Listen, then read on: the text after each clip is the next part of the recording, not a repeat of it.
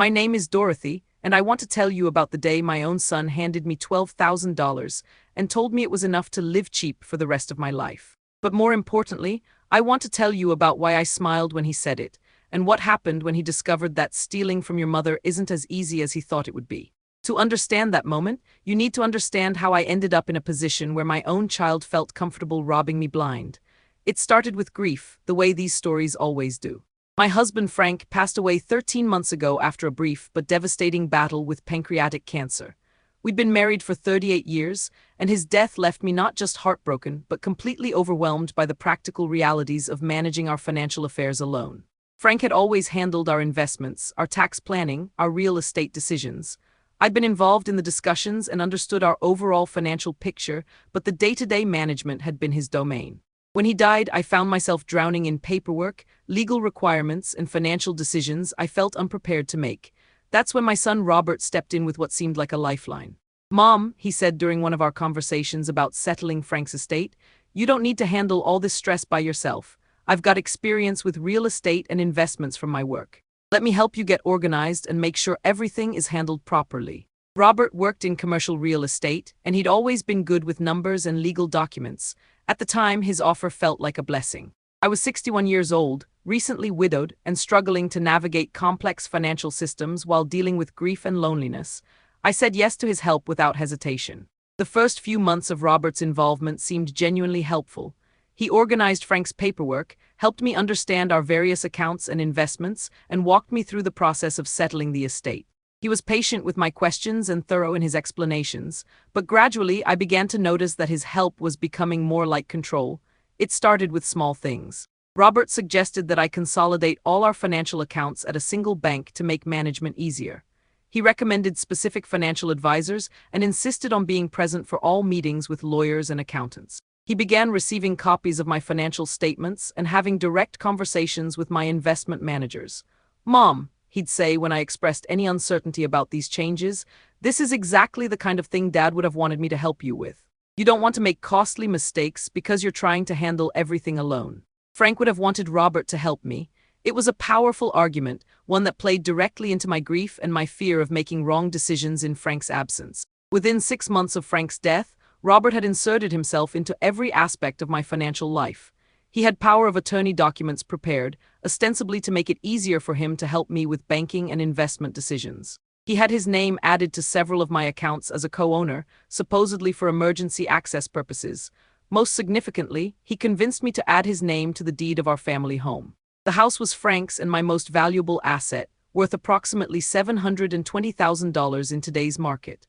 We'd bought it 35 years ago for $85,000 and had spent decades improving and maintaining it. Every room held memories of our life together, and it was the place where Robert and his sister had grown up. "Mom," Robert explained when he proposed adding his name to the deed, "if something happens to you, having my name on the property will make the inheritance process much smoother. It'll save thousands in probate costs and legal fees." He showed me articles about probate delays and estate taxes, painted a picture of his sister and him fighting over the property after my death, described scenarios where legal complications could tie up the house for years. It all sounded reasonable, responsible even, and I trusted him completely. That trust was the biggest mistake of my life.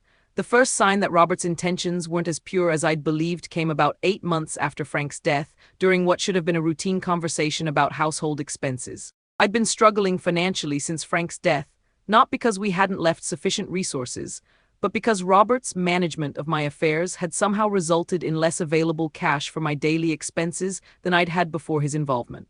"Robert," I said during one of our weekly check-ins, "I'm having trouble understanding why my monthly budget seems so tight. When your father was alive, we never had problems covering our basic expenses, but now I'm having to watch every dollar." Robert's response was immediate and patronizing. "Mom, you're not considering all the costs that Dad used to handle. Property taxes, maintenance, insurance, all these expenses are more expensive now, and you're on a fixed income. You need to be realistic about scaling back your lifestyle." Scaling back my lifestyle? I was living in the same house, driving the same car, buying the same groceries I'd always bought. But somehow, according to Robert, my expenses had become unsustainable. "What if we looked at some of the investment accounts?" I suggested. "Surely we could liquidate a small portion to give me a more comfortable monthly budget." Robert shook his head firmly. "Mom, those investments are your long-term security. We can't just spend them on day-to-day expenses. That's exactly the kind of short-sighted thinking that gets elderly people into financial trouble. Elderly people. Short-sighted thinking? I was 61 years old and had been managing household finances successfully for nearly 4 decades, but somehow Robert had decided I was no longer capable of making reasonable financial decisions. Then what do you suggest? I asked. That's when he first mentioned selling the house. Mom, you're living in a $700,000 asset while struggling to pay for groceries. It doesn't make financial sense. You could sell the house, move somewhere smaller and more affordable, and live comfortably on the proceeds for the rest of your life. The suggestion hit me like a physical blow. Sell the house Frank and I had built our life in. Leave the place where we'd raised our children, celebrated holidays, shared nearly 4 decades of memories. Robert, I'm not ready to think about leaving this house. This is my home. I understand it's emotional, Mom, but you have to be practical. You can't let sentiment prevent you from making smart financial decisions. Sentiment, as if my attachment to the home Frank and I had shared was somehow foolish or naive, rather than a natural desire to maintain stability during a difficult transition period. But I wasn't ready for that conversation, and I told Robert we'd revisit the topic later when I'd had more time to process his suggestion. What I didn't tell him was that his casual dismissal of my concerns had planted a seed of doubt about his motivations that would grow over the coming months. The second major warning sign came during the holidays, when Robert's sister Linda visited from Portland. Linda and I had always had a close relationship, and I was looking forward to spending time with her during her first visit since Frank's funeral. But when she arrived, I quickly realized that she had some serious concerns about how Robert was handling my affairs.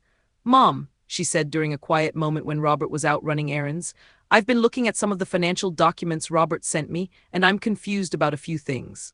Linda worked as a financial advisor for an investment firm, so her concerns carried weight that I couldn't easily dismiss. "What kind of things?" I asked. "Well, for one thing, why does Robert's name appear on so many of your accounts? And why has he been moving money between different investment vehicles without discussing the tax implications with you first?"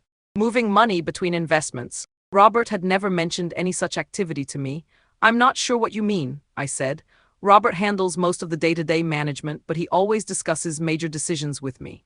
Linda showed me some documents that Robert had copied her on, financial statements and transaction records that revealed a pattern of activity I was completely unaware of. "Mom, did you approve the sale of your Microsoft stock last month?" I stared at the document in Linda's hands. "What Microsoft stock?"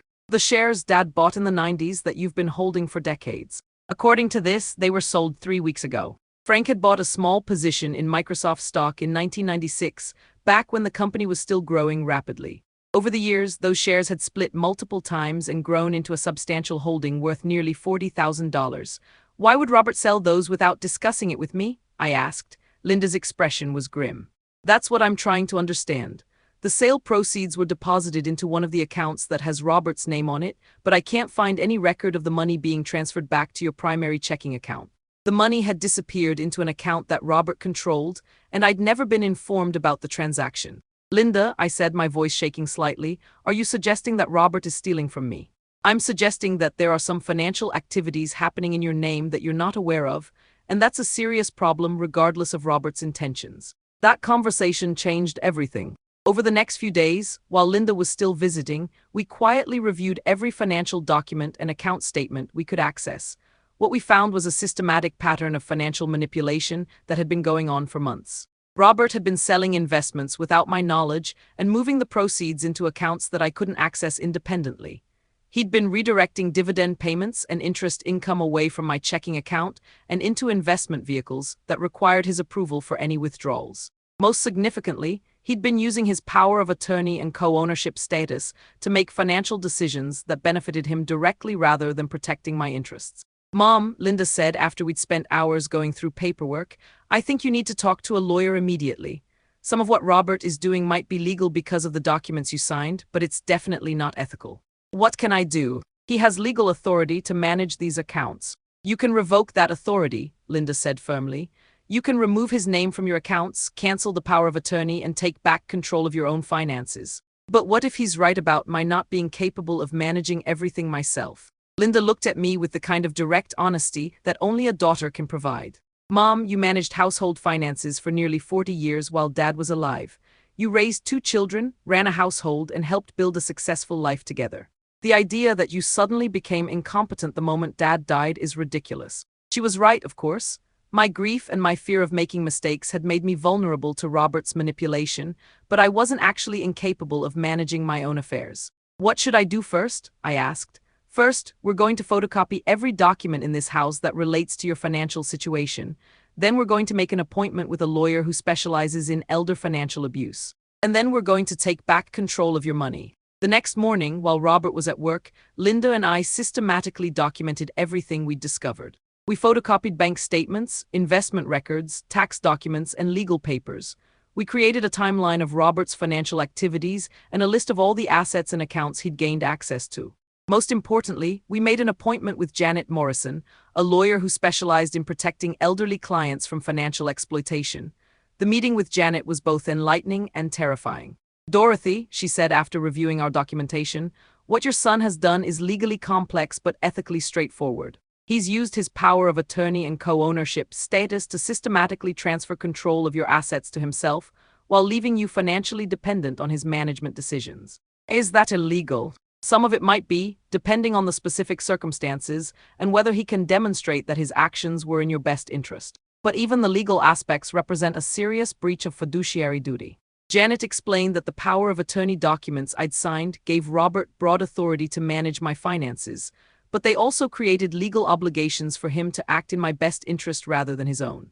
"The problem," she continued, "is that proving financial abuse can be difficult and expensive, especially when some of the transactions were technically authorized by legal documents you signed. So there's nothing I can do." "I didn't say that. There are several steps we can take to protect you going forward, and there might be ways to recover some of the assets that have been misappropriated. But you need to understand that this process could be lengthy and potentially contentious." Janet outlined a plan that would involve revoking Robert's power of attorney, removing his name from my accounts, and potentially filing legal actions to recover assets that had been transferred inappropriately. "The key thing to understand, Dorothy, is that you have more power in this situation than you probably realize. Your son has been counting on your compliance and your trust. When you withdraw those things, his ability to continue exploiting you disappears. What will happen when I confront him about this? Honestly, he'll probably become angry and defensive. He might try to convince you that you're making a mistake or that you don't understand the financial complexities involved. He might even threaten to withdraw his support entirely." "That last one doesn't sound like much of a threat anymore." Janet smiled. "Exactly, you're beginning to understand that Robert's help has been creating problems rather than solving them." Over the next week, while Linda was still in town to provide moral support, we implemented Janet's plan. The first step was opening new financial accounts at a different bank, accounts that Robert would have no knowledge of or access to. We transferred a substantial portion of my readily available funds to these new accounts, ensuring that I would have financial independence regardless of what happened with the accounts Robert controlled. The second step was revoking all of Robert's legal authority over my financial affairs. Janet prepared the necessary documents to cancel his power of attorney and remove his name from any accounts where he'd been added as a co-owner. The third step was the most emotionally difficult. We had to secure the deed to my house. "Dorothy," Janet explained, "because Robert's name is on the deed as a co-owner, he could potentially sell the property or borrow against it without your consent. We need to address this immediately." "How?" "There are several options, but the cleanest solution might be to buy out his ownership interest, which would remove his name from the deed and restore your full ownership of the property." Buy out his ownership interest? With what money? Robert had been systematically redirecting my assets for months. What if I don't have enough liquid assets to buy him out? Then we might need to pursue legal action to demonstrate that his ownership interest was obtained through financial abuse, which could void his claim to the property. The legal complexities were overwhelming, but the underlying principle was clear. I needed to regain full control of my own home before Robert could use his co-ownership status to exploit me further. But it was Janet's final suggestion that would ultimately provide the solution to my problem. "Dorothy," she said, "there's one more thing we should consider. You mentioned that you've been having financial difficulties since your husband's death, but according to these documents, you should have substantial assets available for your living expenses." "What do you mean?" "I mean that your son has been creating artificial financial pressure to justify his control over your affairs. You're not actually in financial difficulty, you're just being prevented from accessing your own resources." Janet was right. When we calculated the full value of my assets, including the house, the investments Frank had left, and the life insurance proceeds, I was worth well over $1 million. The financial stress I'd been experiencing was entirely manufactured by Robert's management decisions. "What you need," Janet continued, is a strategy that not only protects you from further exploitation, but also sends a clear message about the consequences of financial abuse. What kind of strategy? Janet smiled, and for the first time since this ordeal had begun, I saw hope rather than fear in my future. Let me ask you something, Dorothy. How would you feel about letting Robert think he's won, right up until the moment he discovers he's lost everything? That conversation took place on a Wednesday afternoon. By Friday morning, I had a plan that would give Robert exactly what he thought he wanted, while ensuring that his victory would be temporary and his consequences would be permanent. The plan required patience, careful timing, and a willingness to let Robert believe he had successfully manipulated me for several more weeks. But it would ultimately demonstrate that underestimating your mother's intelligence is a mistake that comes with a very high price. 3 weeks later, Robert made the move I'd been expecting. I was in my kitchen, preparing lunch, when he arrived with a folder full of documents and the kind of serious expression that I'd learned to associate with his financial lectures. "Mom," he said, settling into his usual chair at my dining table, "we need to have a difficult conversation about your financial situation." "What kind of conversation?" I asked, though I already knew where this was heading. "I've been running the numbers, and I'm afraid the reality is that you simply can't afford to keep living in this house. The maintenance costs, the property taxes, the insurance, it's eating up too much of your available income." This was the same conversation he'd been having with me for months, but now his tone was more urgent, more definitive. "I've been looking at some smaller properties in the area," he continued, "places where you could live more affordably while still maintaining your independence." Smaller properties, more affordable living, independence. The language was designed to make his proposal sound like it was for my benefit rather than his. "What are you suggesting, Robert?" "I'm suggesting that we put the house on the market as soon as possible. I've already had it appraised, and we should be able to get $720,000 for it, maybe more if we're patient." As if this were a mutual decision we were making together. $720,000 is a lot of money, I said carefully. "Where would that money go?" "Well, first we'd need to pay off the few remaining debts from Dad's estate and cover the costs of the sale. Then we'd want to set aside a substantial amount for your long-term care needs. But the majority would be available to purchase a smaller property and provide you with a comfortable monthly income." Long-term care needs, comfortable monthly income. Robert was already planning how to spend money that legally belonged to me. "What kind of smaller property are you thinking about?" I asked. Robert pulled out his folder and showed me listings for condominiums and small houses in less desirable neighborhoods, properties that were priced between $100,000 and $200,000. "Any of these would be perfect for you, Mom. Low maintenance, good security, close to shopping and medical facilities. You'd have everything you need without the stress of maintaining this big house." Everything I needed, according to Robert's assessment of what an elderly woman should be satisfied with. And what happens to the difference in price?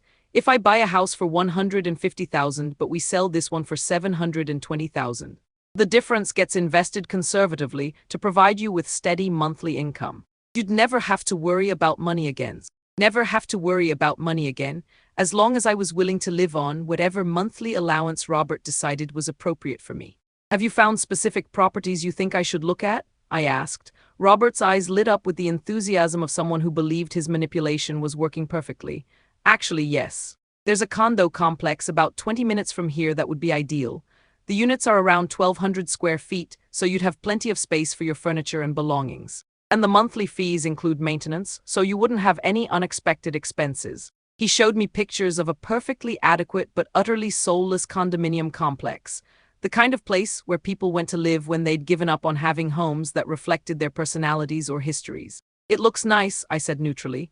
"It is nice, Mom, and practical. You'd be around people your own age, and there's a community center with activities and social events." People my own age, activities and social events. Robert was describing a retirement community for someone who was 61 years old and in perfect health. "When would we need to make this transition?" I asked. "Well, ideally we'd list this house within the next month. The spring market is always better for sales, and we don't want to wait until summer when buyers are focused on vacation properties." Within the next month. Robert had already decided on a timeline without consulting me about whether I was emotionally or practically ready to leave the home I'd shared with Frank. "That seems very fast," I said. "I know it's overwhelming, Mom, but the sooner we make this change, the sooner you can start enjoying the financial security that comes with right-sizing your living situation." Right-sizing, enjoying financial security. The euphemisms were piling up so thick I could barely see through them to the underlying reality. Robert wanted to sell my house and gain control over the proceeds. "What role would you play in managing the investments from the sale?" I asked. The same role I've been playing with your other assets. I'd work with financial advisors to make sure the money is invested safely and provides you with steady income. You wouldn't have to worry about any of the details. I wouldn't have to worry about any of the details because Robert would be making all the decisions about my money, just as he'd been doing for the past year. Robert, I said carefully, this is a big decision. I need some time to think about it. His expression tightened slightly, the first crack in his patient, helpful facade. Mom, what is there to think about? We've been over the numbers multiple times. You can't afford to stay here, and delaying the inevitable is just going to make the transition more difficult. I understand your reasoning, but this is my home. I need time to process the idea of leaving it. Your home that's bleeding money every month while you struggle to pay for groceries, he said, his voice taking on an edge of frustration. Your home that's going to need a new roof within the next few years and probably major plumbing updates. Your home that's preventing you from having the financial security you deserve. The repetition of your home was telling. Even as he was arguing for me to sell it, Robert was subconsciously acknowledging that the property belonged to me, not to us jointly. I'm not refusing to consider it, I said. I'm just asking for time to make peace with such a major change. Robert stared at me for a long moment, and I could see him calculating whether to push harder or back off and try a different approach later. How much time do you need? He asked finally. A few weeks, maybe a month. Mom, every week we delay costs money. The carrying costs on this property are substantial. A month isn't going to make or break my financial situation, Robert. He clearly disagreed, but he could see that pushing too hard might create resistance that would be counterproductive to his ultimate goals. All right, he said, gathering up his papers, but I want you to really think about this objectively. Don't let emotions cloud your judgment about what's best for your future. Don't let emotions cloud my judgment. As if caring about the place where Frank and I had built our life together was somehow irrational rather than completely natural. After Robert left, I sat in my kitchen and marveled at the audacity of what he was attempting. He wanted me to sell my most valuable asset, move to a place I'd never chosen, and live on whatever income he decided to provide me from the proceeds. And he wanted me to be grateful for the opportunity. But what Robert didn't know was that our conversation had been exactly what I'd been waiting for. By proposing the sale directly and putting a timeline on it, he'd revealed his hand completely. Now it was time to reveal mine. The next morning, I called Janet Morrison and told her that Robert had taken the bait. Perfect, she said. Are you ready to proceed with our plan? I'm ready. Then let's give your son exactly what he thinks he wants. What Robert thought he wanted was control over the sale of my house and access to the proceeds. What he was about to get was a lesson in the importance of reading legal documents carefully and understanding that sometimes the best way to trap someone is to let them think they're trapping you. 2 weeks later, I told Robert that I'd decided he was right about selling the house. I've been thinking about what you said, I explained during one of our regular meetings, and I've realized that I'm being stubborn about keeping the house for sentimental reasons. You're right that the practical benefits of selling outweigh my emotional attachment. Robert tried to hide his satisfaction, but I could see the relief in his eyes. I'm glad you've come to that conclusion, Mom. I know this decision wasn't easy, but I think you're going to be much happier once the transition is complete. I hope so. What do we need to do to get the process started? I've already contacted a real estate agent who specializes in properties like this one. She can come by this weekend to do a market analysis and discuss pricing strategy. Already contacted an agent. Robert had been preparing for my capitulation before our conversation had even taken place. That sounds efficient, I said. I've also been doing some research on those condominiums I showed you, and I think I've found the perfect unit. It's available immediately, so we could potentially coordinate the sale and purchase to happen simultaneously. Coordinate the sale and purchase simultaneously. Robert was planning to control both transactions, which would give him maximum opportunity to manipulate the financial details in his favor. How would that work? I asked. Basically, we'd arrange for the closing dates to be within a few days of each other.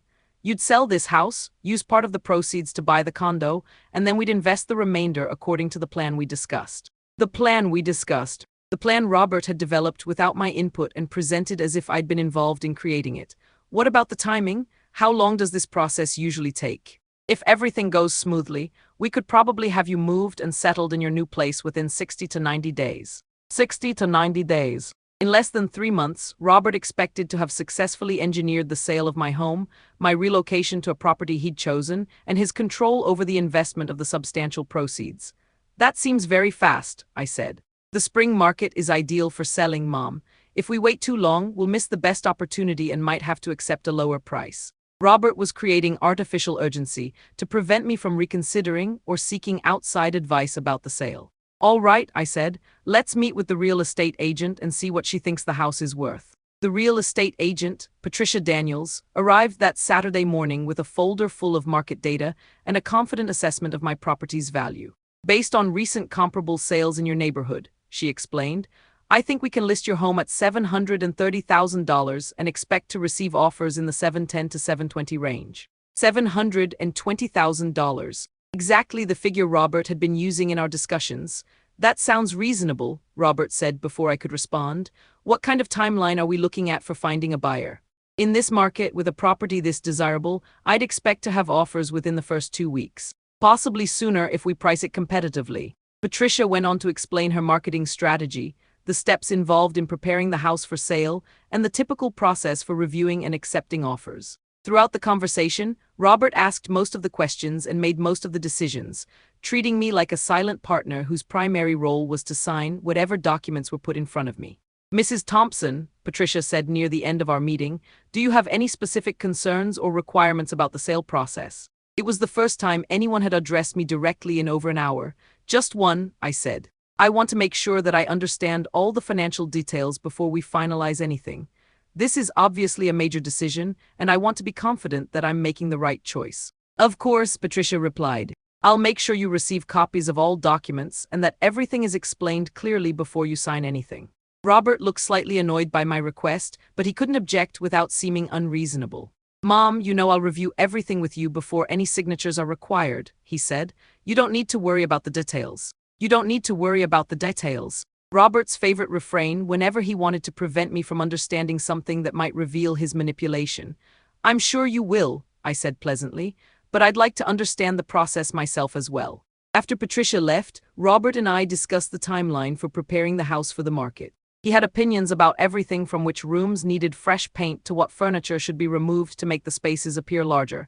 The key is to depersonalize the space, he explained. Buyers need to be able to imagine themselves living here, which means removing most of your personal belongings and family photos. Depersonalize the space, remove my personal belongings and family photos. Robert wanted me to erase all evidence of the life Frank and I had built together in order to make the house more appealing to strangers who would be buying it with money that should have been mine. Where will I put all my personal items? I asked. We'll rent a storage unit for anything you want to keep but won't have room for in the condo. Most of your furniture will be too large for the new space anyway, so you'll probably want to sell or donate a lot of it. Sell or donate most of my furniture. The pieces Frank and I had chosen together, the antique dining table we'd inherited from his grandmother, the bookshelves we'd built to hold our collection of travel memories, all of it would become inconvenient obstacles to Robert's plan. That seems like a lot to manage while also dealing with the stress of selling the house, I said. It is a lot, which is why I'm going to help you with all of it. We can tackle one room at a time, starting with the spaces that buyers will focus on most. Robert's eagerness to help was touching, if you ignored the fact that every aspect of his assistance served his ultimate goal of gaining control over the sale proceeds. Over the next 3 weeks, I played the role of the overwhelmed widow who was grateful for her son's guidance. I let him orchestrate the staging process, coordinate with contractors for minor repairs, and handle communications with the real estate agent. I asked the kinds of questions that showed I was trying to understand the process without seeming too knowledgeable or independent. Most importantly, I let him believe that I trusted him completely. The house went on the market on a Thursday morning in early April. By Saturday afternoon, we had 3 serious offers, all within $5,000 of our asking price. Robert was triumphant as he reviewed the offers with me. This is exactly what we hoped for, Mom. We can choose the offer with the best terms and still get full price for the property. Which offer do you think we should accept? I asked. This one, he said, pointing to an offer from a young couple with pre-approved financing and a flexible closing date. They're offering $718,000, but they're willing to work around our timeline and they have minimal contingencies. $718,000. In just 4 days, Robert had orchestrated the sale of my home for nearly $750,000. What happens next? I asked. We sign the acceptance agreement, they'll schedule inspections and finalize their financing, and we should be able to close within 30 to 40 days. 30 to 40 days. By mid-May, Robert expected to have completed the sale and gained access to over $700,000 that he believed he could control through his co-ownership of the property and his power of attorney over my financial affairs. What Robert didn't know was that neither of those legal arrangements was still valid. During the 3 weeks while he'd been orchestrating the sale process, I'd been working with Janet Morrison to implement the final stages of our plan. The power of attorney documents had been legally revoked. Robert's name had been quietly removed from my financial accounts. Most importantly, his ownership interest in the house had been eliminated through a legal process that he knew nothing about. The property he was selling no longer belonged to him in any way. But he wouldn't discover that until the day of closing, when he would learn that the entire sale proceeds would be going to accounts he couldn't access. But even that revelation would be just the beginning of his problems. We accepted the offer from the young couple, and the sale process moved forward exactly as Robert had planned. He coordinated inspections, handled negotiations with the buyer's agents, and managed all the logistics leading up to closing. Throughout this period, he also pressured me to finalize the purchase of the condo he'd selected. "Mom, we need to get the condo purchase under contract soon," he said during one of our weekly meetings. "If we wait too long, someone else might buy it, and then we'll have to start our search all over again." The condo was a perfectly adequate 2-bedroom unit in a complex that catered to people who wanted minimal maintenance responsibilities and maximum security. The monthly fees were reasonable, the location was convenient, and the price was exactly what Robert had predicted, $148,000. "It seems like a significant step down from this house," I said, looking at the listing photos. "It's a step toward financial security, Mom. You'll have everything you need without the stress and expense of maintaining a house this size." Everything I needed, according to Robert's assessment. A small space with thin walls, no garden, no workshop where Frank had spent countless hours on his woodworking projects, no dining room where we'd hosted holiday celebrations for nearly 40 years. "I suppose you're right," I said. "Let's make an offer on the condo." Robert's relief was visible. With both the sale and the purchase under contract, he believed his plan was proceeding perfectly. "I'm proud of you for making this decision, Mom," he said. "I know it's not easy to leave the house where you and Dad built your life together, but you're being smart about your future." Smart about my future. If only he knew how smart I was actually being. The closing on my house was scheduled for May 15th at 10 in the morning. The closing on the condo was scheduled for the same day at 2 in the afternoon. Robert had coordinated the timing so that the sale proceeds could be transferred directly to cover the condo purchase, with the remainder going into investment accounts he expected to control. On the morning of May 14th, I called Robert with what appeared to be a crisis. "Robert," I said, my voice shaking with what sounded like panic, "I just got a call from the title company. They're saying there's some kind of problem with the paperwork for tomorrow's closing." "What kind of problem?" he asked immediately. "Something about the deed and ownership documentation. They're saying they need additional legal documents that they don't have on file." This wasn't entirely untrue. The title company had indeed discovered that Robert's ownership interest in the property was no longer valid, but they'd been expecting this development based on conversations Janet had had with them weeks earlier. "I don't understand," Robert said. "All the ownership documents were provided when we listed the property. What additional documentation could they possibly need?" "I don't know, but they're saying the sale can't proceed tomorrow unless these issues are resolved. They want us to come in this afternoon with our lawyer to review the legal status of the property." I could hear Robert's frustration building as he processed this unexpected obstacle to his carefully orchestrated plan. "This is ridiculous," he said. "The title search was completed weeks ago. There shouldn't be any surprises at this point in the process." "I'm just telling you what they told me," I said. "They want to meet at 4 o'clock this afternoon." "Fine, I'll pick you up at 3:30 and we'll get this sorted out." "Should I call Janet Morrison to meet us there? Since she's been helping me understand some of the legal aspects of managing my affairs." There was a pause on Robert's end of the line. He'd never been comfortable with my decision to consult with an attorney, but he'd been unable to object without seeming suspicious. "If you think that's necessary," he said finally, "but this should be a simple matter of providing whatever documentation they're missing." "I hope you're right," I said. At 4 o'clock that afternoon, Robert and I sat in the conference room at Great Plains Title Company, along with Janet Morrison and the title officer who had been handling our transaction. "Thank you all for coming on short notice," the title officer, Margaret Hayes, began. "I'm afraid we've discovered some complications with the ownership documentation that we need to resolve before tomorrow's closing can proceed." Robert leaned forward impatiently. "What kind of complications? The ownership of this property has been straightforward since my name was added to the deed 8 months ago." Margaret consulted her file. "That's actually where the complication arises, Mr. Thompson. According to the documents we have on file, your ownership interest in the property was legally terminated 6 weeks ago." The color drained from Robert's face. "That's impossible. I never signed any documents terminating my ownership." "The termination wasn't based on documents you signed," Janet interjected smoothly. It was based on legal proceedings that demonstrated your ownership interest was obtained through financial abuse and therefore invalid. Robert's head snapped toward Janet. Financial abuse, what are you talking about? I'm talking about the systematic manipulation you've engaged in over the past year, Janet replied calmly. The unauthorized sale of your mother's investments, the redirection of her income streams, the pressure tactics you used to convince her to add your name to her property deed. That's insane, Robert sputtered. Everything I did was legal and in my mother's best interest. Actually, Margaret said, consulting another document, the court found that while some of your actions were technically authorized by power of attorney documents, the overall pattern of behavior constituted financial exploitation of an elderly person. What court? I was never notified of any court proceedings. Janet pulled out a folder of legal documents. You were notified, Robert. Legal notices were sent to your home address and your workplace 6 weeks ago. The proceedings were uncontested because you failed to appear or respond. Robert grabbed the documents from Janet's hands, his eyes scanning frantically through pages of legal text. This is impossible, he muttered. Mom, did you know about this? Did you authorize these legal proceedings against me?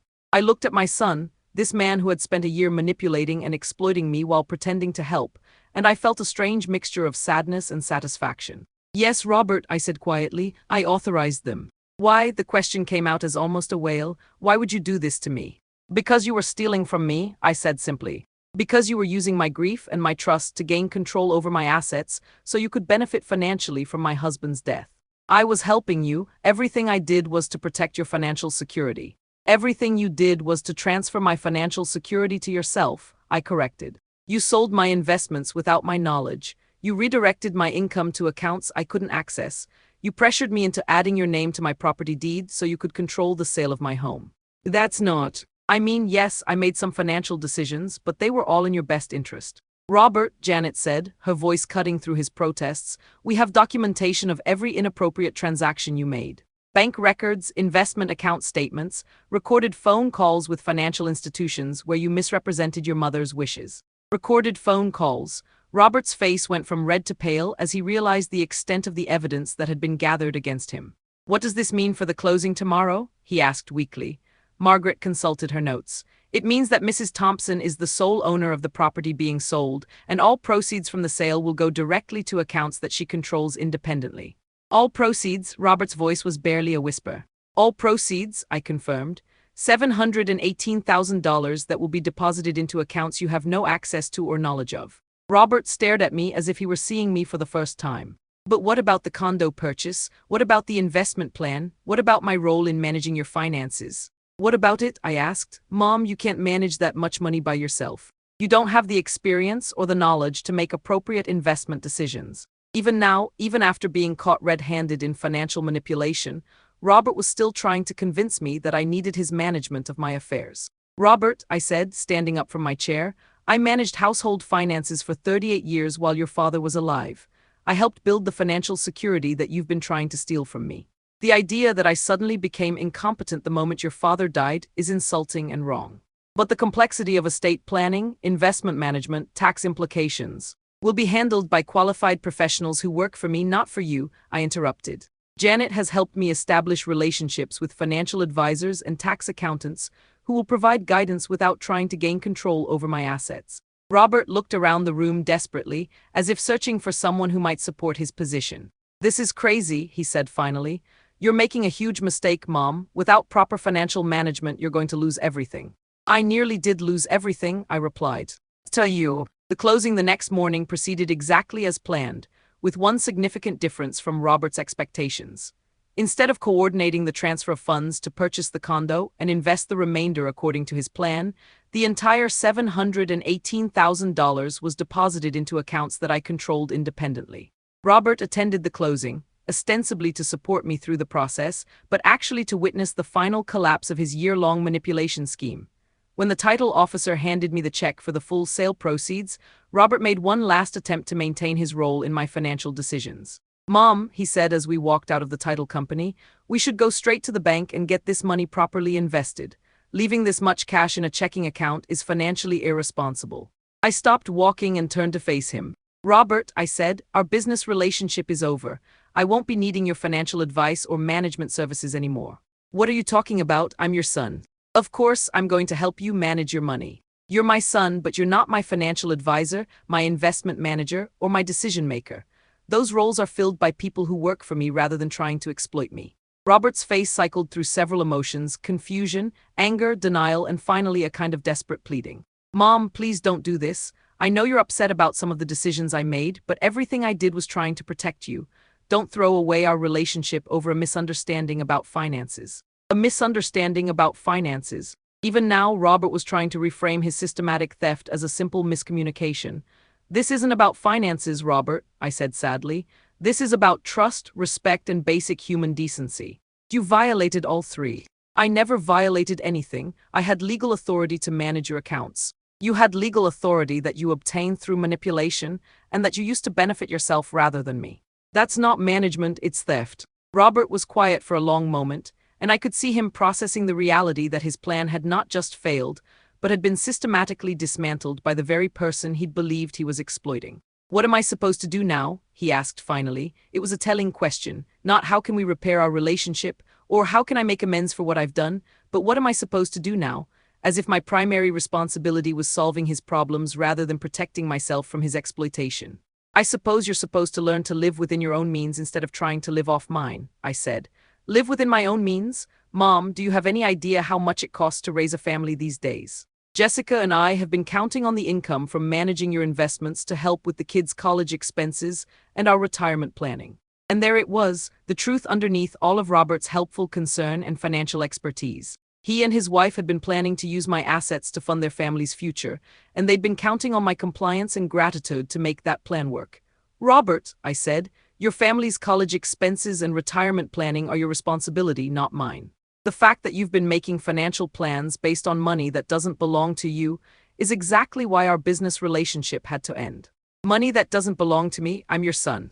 I'm going to inherit those assets eventually anyway. Eventually, Robert had been so confident that my death was imminent, or at least predictable enough to justify spending my assets in advance of inheriting them. You were going to inherit some portion of my assets, I corrected.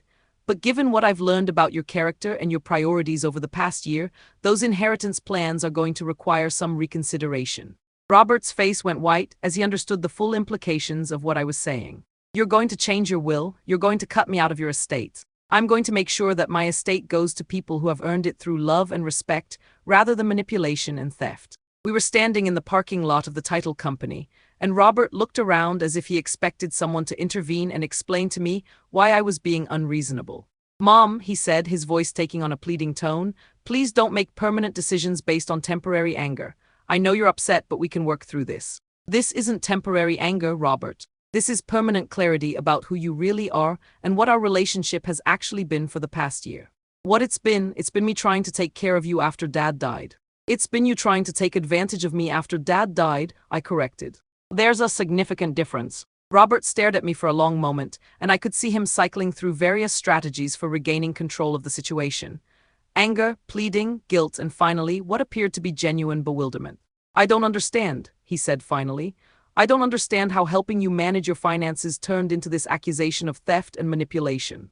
The fact that he genuinely didn't understand was perhaps the most heartbreaking aspect of the entire situation. Robert had convinced himself so thoroughly that his actions were justified that he couldn't see the exploitation and abuse that had been obvious to everyone else. Robert, I said gently, if you had been helping me, you would have been making decisions that served my interests rather than yours. If you had been protecting me, you wouldn't have been redirecting my assets to accounts you controlled. If you had been acting out of love, you wouldn't have been creating artificial financial pressure to convince me to sell my home. Artificial financial pressure. You were struggling to pay your bills. I was struggling to pay my bills because you had systematically redirected my income away from my checking account and into investments that required your approval for any withdrawals. Robert opened his mouth to argue, then closed it as he apparently realized that any defense of his actions would require him to admit that he had indeed been controlling my access to my own money. The bottom line, Robert, is that you spent a year treating me like someone whose primary value was financial, and you made decisions about my life and my assets based on what was convenient for you rather than what was best for me. That's not true, he said, but the protest sounded weak even to him. It is true, I replied, and the proof is standing right here in this parking lot. What do you mean? I pulled out my phone and showed him a text message I'd received that morning. This is from the real estate agent handling the condo purchase, I said. She's asking whether we're still planning to close this afternoon or whether we need to cancel the contract. Robert looked confused. Why would we cancel the contract? You need somewhere to live. I need somewhere I want to live, I corrected. The condo you selected is somewhere you thought would be convenient for managing my limited financial resources. It's not somewhere I would choose for myself if I had full control over my assets and my decisions. But it's perfect for someone in your situation. Robert, I'm 61 years old, in excellent health and financially secure. I'm not in a situation that requires me to downsize my life to meet someone else's expectations. Then where are you going to live? I smiled at him, the same smile I'd given him when he'd handed me that insulting check for $12,000 and told me it was enough to live cheap. I'm going to live in a beautiful house that I'm going to choose for myself, with my own money, according to my own preferences and priorities. What beautiful house? I'm not sure yet. Maybe something by the lake, maybe something with a larger garden than I had before, maybe something with a workshop where I can learn woodworking the way your father always wanted to teach me. Robert stared at me as if I'd announced plans to join the circus. You can't afford that kind of house, he said. Actually, I can. Between the proceeds from this sale and the assets you didn't manage to redirect to yourself, I'm worth significantly more than the amount you were planning to dole out to me in monthly allowances. How much more? It was another telling question. Not I'm glad you're financially secure, or I'm sorry I underestimated your resources, but how much more? As if he were still calculating how much money he was missing out on. More than enough, I said simply. We stood in that parking lot for another few minutes, with Robert making increasingly desperate attempts to convince me that I was making a mistake by refusing his continued management of my finances. He warned me about the complexities of investment management, the risks of making decisions without professional guidance, and the potential for financial predators who might try to exploit my resources. The irony of that last warning was so thick I nearly laughed out loud. Finally, Robert seemed to accept that I was not going to change my mind about managing my own affairs. What happens now? He asked. What happens to our relationship? It was a good question and one I'd been thinking about for weeks. I don't know, I said honestly. That depends on whether you can accept that your role in my life is as my son, not as my financial manager, decision maker, or beneficiary. Of course I can accept that, he said quickly. Can you have a relationship with me that's based on love and respect rather than your expectations about my assets and your control over my decisions? Robert was quiet for a long moment, and I could see him struggling with the question. I love you, Mom, he said finally. I've always loved you. Everything I did was because I love you and want what's best for you. Robert, I said sadly, if you loved me, you wouldn't have spent a year treating me like someone whose opinions didn't matter and whose primary value was financial. If you wanted what was best for me, you would have been helping me maintain my independence rather than systematically undermining it. I was helping you. You were helping yourself to my assets while convincing yourself that it was for my benefit. Robert's face went through several more emotional cycles before settling into a kind of defeated resignation. So what happens now? He repeated. Now you go home to your wife and children and figure out how to build your family's financial security using your own resources rather than mine. And maybe, if you can learn to treat me with genuine respect rather than calculated manipulation, we can rebuild some kind of relationship that's actually based on love. And if I can't? The question hung in the air between us, and I realized that Robert was finally beginning to understand the consequences of his choices. Then you'll have learned a very expensive lesson about what happens when you try to exploit someone who loves you. I walked to my car, leaving Robert standing alone in the parking lot with the ruins of his carefully constructed plans scattered around him. As I drove home to the house I had successfully protected from his schemes, I reflected on the events of the past year and the difficult choices I'd had to make to protect myself from my own son's exploitation. The saddest part wasn't the money he'd tried to steal or the manipulation he'd engaged in. The saddest part was that he had been willing to sacrifice our relationship, my dignity, and my independence for financial gain he could have earned through his own hard work. But I'd learned something important about myself during this ordeal. I'd learned that I was stronger, smarter, and more resourceful than I'd believed. I'd learned that grief and loneliness didn't have to make me vulnerable to exploitation. Most importantly, I'd learned that sometimes the most loving thing you can do for someone is refuse to enable their worst impulses, even when that someone is your own child. 6 months later, I did buy that house by the lake. It's smaller than the family home I sold, but it's perfect for my needs and chosen according to my preferences. The workshop is everything Frank would have loved, and I've been learning to use the tools he left behind. Robert and I have spoken occasionally since that day in the parking lot. Our conversations are stilted and careful, with both of us navigating around the damage that his actions caused to our relationship. He's never apologized for trying to exploit me, and I've never forgiven him for succeeding as well as he did. But we're both learning to live with the consequences of our choices. He's learning to build his family's financial security without counting on my assets. I'm learning to enjoy my independence without constantly worrying about his approval or manipulation.